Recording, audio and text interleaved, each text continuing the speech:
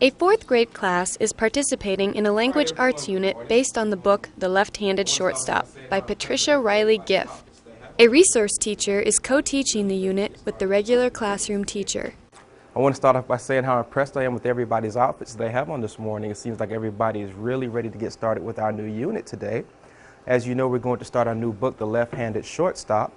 But before we go on to that story, we need to cover a few basic ground rules. The teacher begins the lesson by describing the rules and expectations for the unit. Students are also given a scorecard so they can monitor their own performance during the unit.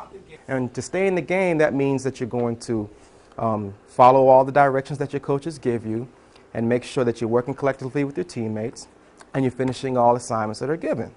Are there any questions on those three rules?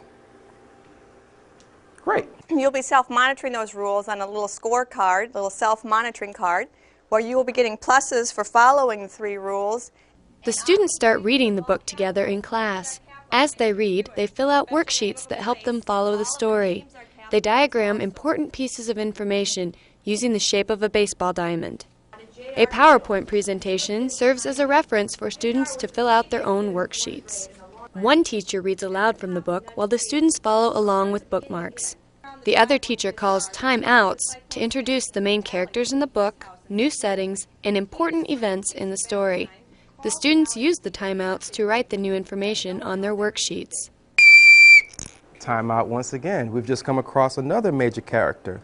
And that major character is a good friend of Walter Moles, and that person's name is? Casey Valentine. There we go. So we need to write in our new character. Excellent. Good job. The resource teacher introduces the students to the Quictionary pen, one of the technology tools that students can use to help them understand unfamiliar words in the story. When you're reading, you may come across some words you don't know. And it could be two ways. Maybe you can't read the word and you can't figure it out from some other strategies. Or number two may be a word that you don't know what it means. And so it's a new vocabulary word for you. When you find that word, you're going to be putting it on your bookmarker and also listing the page that you found it on. And we're going to be using those at a different time in the unit. We're going to be using them for games and actually having you teach some things with the words you find. When you find a word you can't read, for example, you can take the Quictionary pen, and I'll have one per every two people. And the Quictionary pen can be used to scan the words you don't know how to read. She uses a PowerPoint presentation to illustrate her comments.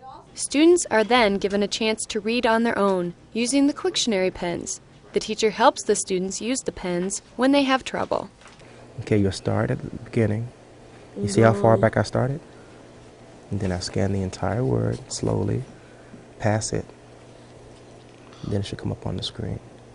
Now if you put the earphone to your ear, you can hear what it says. You press enter. Press the enter button. Did you hear it? Division. Division. There you go. The students will create an online video game that tests their comprehension of the left-handed shortstop. They learn about 3 different kinds of questions to include in the game: factual questions, inferential questions, and critical thinking questions. Small groups then work together to formulate one of each type of question, and each group presents its questions to the rest of the class. Okay, let's move forward to the third question. We'll readjust that one, Okay. okay? Autobiography. A book about cars. B, a book about the life of the person who wrote it. C, a book about someone's car. Or D, a book written by a car writer. Amanda. B, a book about a person. Yep. And he did spell it correctly, by the way. Okay, let's give him a hand. To further help the students understand the story, the classroom teacher provides the students with strategies for dealing with new vocabulary words they will encounter in the book. Each small group is assigned vocabulary words for which they must find definitions and write sentences. The groups create posters and overheads to teach their classmates the new vocabulary. I got the questionnaire.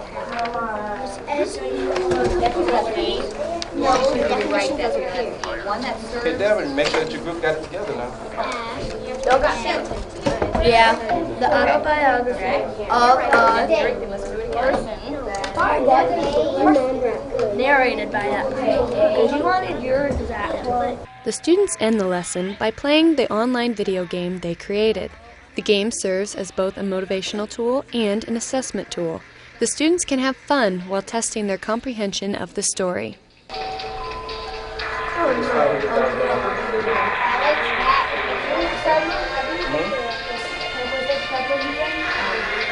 Actually, we're about to wrap up now, so we have to move on.